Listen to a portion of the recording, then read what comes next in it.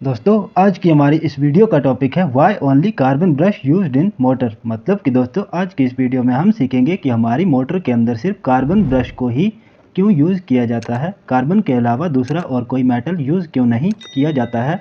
तो दोस्तों carbon brush का यूज़ करने के बहुत सारे रीज़न होते हैं। तो आज की इस वीडियो में हम electrical exam point of view से कार्बन ब्रश का पूरा फंडा क्लियर करने वाले हैं। तो वीडियो को एंड तक जरूर देखिएगा।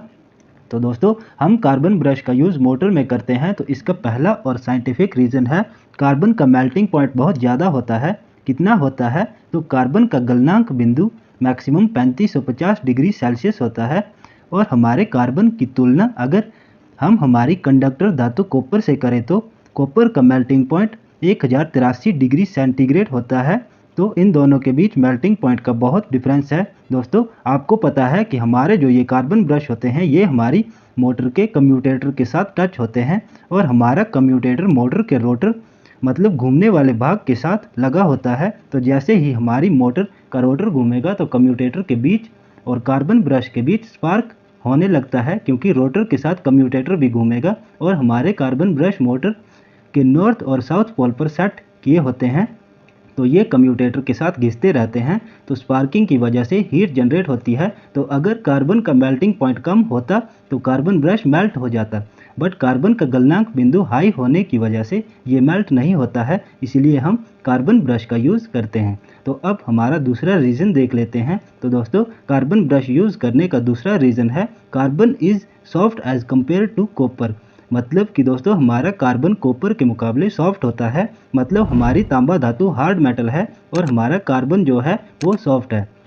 तो दोस्तों अगर हम कार्बन की जगह कॉपर का यूज़ करेंगे ब्रश में तो कॉपर हार्ड होने की वजह से फ्रिक्शन पैदा होगी और इससे हमारा कम्यूटेटर ख़राब हो जाएगा और कम्यूटेटर महंगा होने के कारण हमारा ज़्यादा लॉस हो जाएगा। तो इसलिए भी हम कार्बन के ब्रश का यूज़ करते हैं। दोस्तों एक सवाल जो इलेक्ट्रिकल के हर एग्ज़ाम में पूछा जाता है कि हमारी मोटर के अंदर जो कम्यूटेटर होता है तो ये कम्यूटेटर किस धातु का बनाया जाता है। तो हमारी मोटर के अंदर जो कम्यूटेटर होता है ये हमारा हार्ड ड्रोन कॉपर का बनाया जाता है। किसका बनाया जाता है? हार्ड ड्रोन कॉपर, मतलब कि कठोर कर्षित तांबा का कम्यूटेटर बनाया जाता है।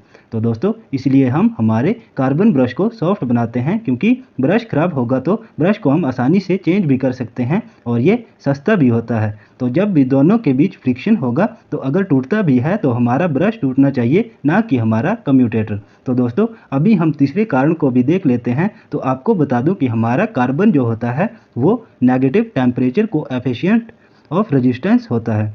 तो हम ये समझते हैं कि हमारा ये नेगेटिव टेम्परेचर को एफिशिएंट ये होता क्या है, इसे हम NTC भी बोलते हैं। तो इसका मतलब होता है कि जब हमारे कार्बन का तापमान बढ़ता है तो हमारा रेजिस्टेंस घटता है। मतलब हम कार्बन ब्रश का तापमान जितना बढ़ाएंगे उतना ही हमारा रेजिस्टेंस डिक्रीज होता रहेगा। तो आपको NTC का पता चल गया। तो अब PTC भी समझ लेते हैं। तो पॉजिटिव टेम्परेचर को एफिशिएंट में क्या होता है, जितना टेम्परेचर बढ़ेगा हमारा रेजिस्टेंस भी बढ़ेगा। तो कार्बन NTC है, तो जब इसमें टेम्परेचर बढ़ेगा तो रेजिस्टेंस की वैल्यू डिक्रीज होगी। तो जब भी हमारी मोटर चलती है तो कार्बन कम्यूटेटर के साथ फ्रिक्शन क्रिएट करेगा। तो फ्रिक्शन से हीट पैदा होगी और हीट से कार्बन की रेजिस्टेंस कम होगी, जिसकी वजह से हमारा करंट इजीली फ्लो होगा। तो ये चीज़ भी हमारे लिए प्रॉफिटेबल है, इसलिए हम कार्बन का ही ब्रश यूज़ करते हैं। तो हमारा नेक्स्ट रीज़न है बहुत ही सिंपल है गाइस, हमारा कार्बन सॉफ्ट होता है, जिसकी वजह से कार्बन ब्रश कम्यूटेटर की शेप ले लेता है। क्योंकि हमारा कम्यूटेटर सर्कुलर होता है तो कार्बन ब्रश ये शेप इजीली कैच कर लेता है। अगर हम नया कार्बन ब्रश लाते हैं तो 10 मिनट के अंदर ही वो सर्कुलर शेप ले लेता है हमारे कम्यूटेटर के अकॉर्डिंग। तो इसका क्या फ़ायदा होता है कि जितना ज़्यादा कांटेक्ट रहता है उतना ही ज़्यादा स्पार्किंग कम होता है ब्रश और कम्यूटेटर के बीच में। तो इससे भी मैक्सिमम करंट आसानी से फ्लो हो सकता है। तो अब हम पांचवा कारण भी देख लेते हैं। तो हमारा कार्बन जो होता है ये सेल्फ लुब्रिकेटिंग प्रॉपर्टीज़ के साथ होता है। मतलब कि दोस्तों जैसे हमारे बियरिंग वगैरह में हम लोग ऑयल और ग्रीस वगैरह का यूज़ करते हैं, पर कार्बन ब्रश के अंदर हम लोग ग्रीस और ऑयल कुछ भी डालने की ज़रूरत नहीं पड़ती है, क्योंकि ये खुद ही अपनी लुब्रिकेशन कर लेता है। तो कैसे कर लेता है? तो आप जब कार्बन ब्रश को हाथ लगाते हैं तो ये बहुत सॉफ्ट और सिल्की होता है, इसकी वजह से ये आसानी से कम्यूटेटर के ऊपर फिसलता हुआ चलता है। और ये स्पार्किंग भी कम प्रोड्यूस करता है, तो हमारे कार्बन को लुब्रिकेशन की ज़रूरत भी नहीं पड़ती है, मतलब ये सेल्फ लुब्रिकेट होता है। तो दोस्तों ये थे कुछ महत्वपूर्ण कारण जिसकी वजह से हम कार्बन के ब्रशेज़ का यूज़ ही करते हैं हमारी मोटरों के अंदर। और दोस्तों इसी कम्यूटेटर के कारण ही हम हमारे करंट या पावर को रोटर के अंदर पहुंचाते हैं, और जनरेटर में जो इलेक्ट्रिसिटी पैदा होती है कार्बन ब्रश की मदद से ही आर्मेचर से बाहर निकाली जाती है। तो दोस्तों उम्मीद है कि आपको इस वीडियो के माध्यम से कुछ अच्छी जानकारी मिली हो। वीडियो अच्छी लगी है तो वीडियो को एक लाइक और इलेक्ट्रिकल स्टडीज़ के लिए हमारे इस YouTube चैनल विद्युत ज्ञान को जरूर सब्सक्राइब कर दीजिए। मिलते हैं नेक्स्ट वीडियो के अंदर।